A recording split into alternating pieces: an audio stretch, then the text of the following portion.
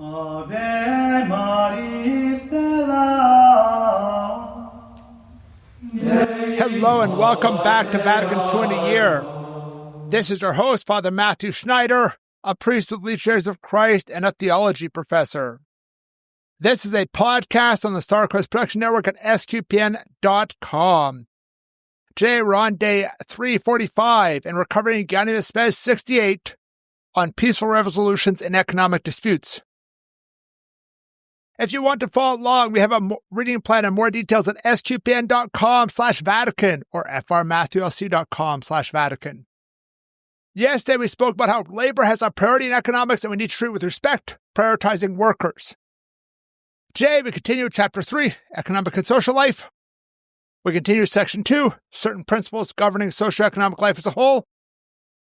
And we continue talking about labor and workers. Workers have a right to be involved in business decisions and to form unions to protect their rights. That's our summary today. Paragraph 68 has 3 subparagraphs. A is about different interests in business should collaborate, employees, workers, employers, workers, etc. B, people have a right to form unions. And C, try to negotiate first, peaceful resolution, but strikes are allowed if nothing else is possible. So let's begin with 68A. In economic enterprises, it is persons who are joined together, that is, free and independent human beings, created in the image of God. Therefore, with the attention to the function of each, owners or employers, managers or labor, and without doing harm to the necessary unity of management and the active sharing of all administration profits of these enterprises in ways should be properly determined as to be promoted. Since more often, however, decisions concerning economic and social conditions, on which the future lot of the workers and their children depends, are made not within the business itself, but by the institutions on a higher level, the workers themselves should have a share in the determining of these conditions, in person or through freely elected delegates. This is just talking about how we should have a shared responsibility in decisions and also shared profit. So like the idea of having in the U.S. where a lot of companies will have Christmas bonuses for more higher employees, but also having those for the people on the shop floor or whatever as well, because their work is also valuable as human labor. And why is this? Well, this subparagraph starts out, we're all made in the image and likeness of God. So any kind of business, we're talking about employers and employees, all of those are made in the image and likeness of God. They are images and likeness of God. And so this is important that they have, that they share in the profits, they share in that working and management. And obviously, it's not going to be in a big, huge Fortune 500 company. It's not going to be every single worker, but have some kind of election.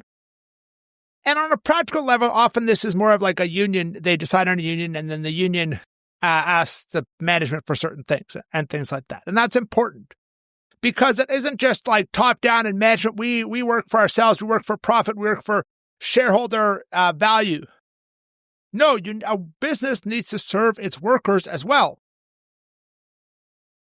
And when it doesn't, this gets into unions. So the next 2 parts of this are on unions. So unions in this sense are where you have a group of workers who get together, and through their own initiative, elect people to negotiate on their behalf for better wages and benefits and things like that. That's what we're talking about when we talk about unions here.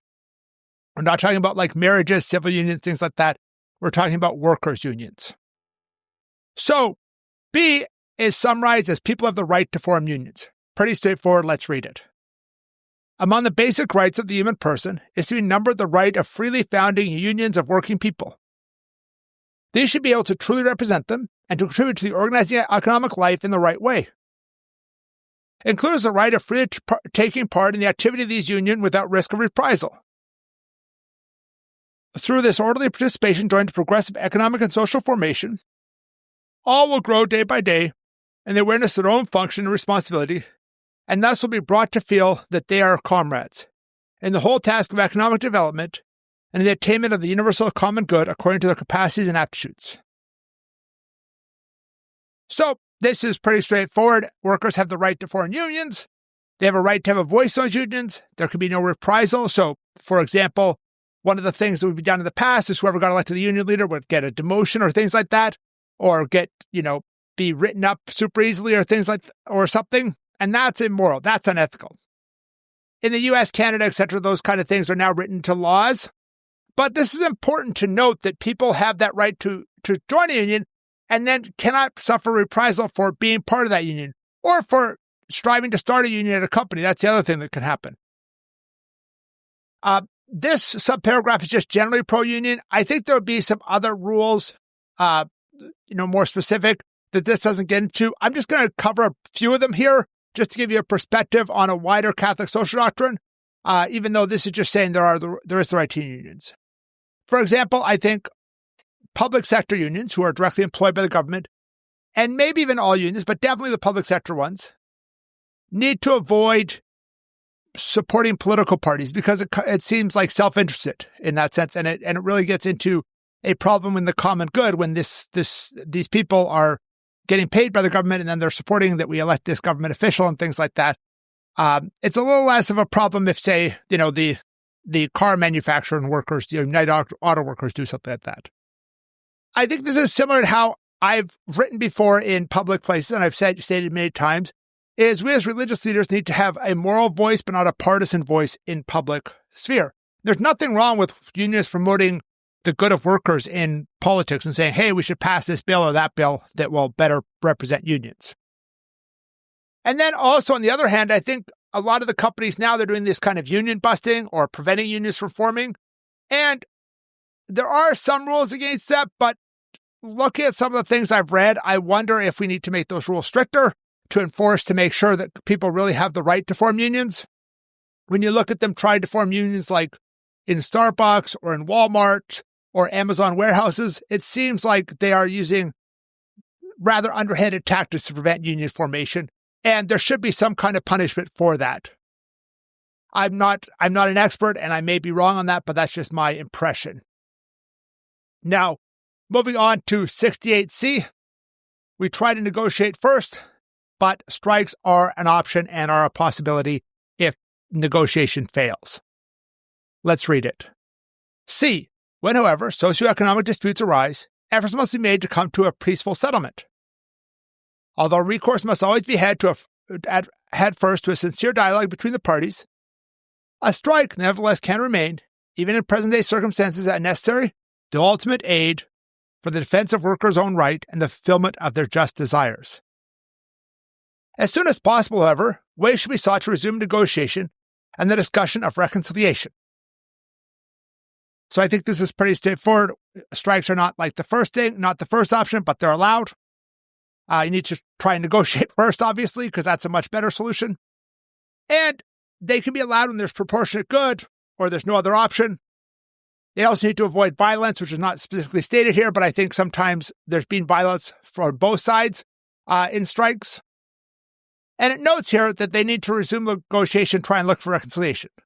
A strike should also involve ongoing negotiation, not just kind of, the two sides not even talking to each other.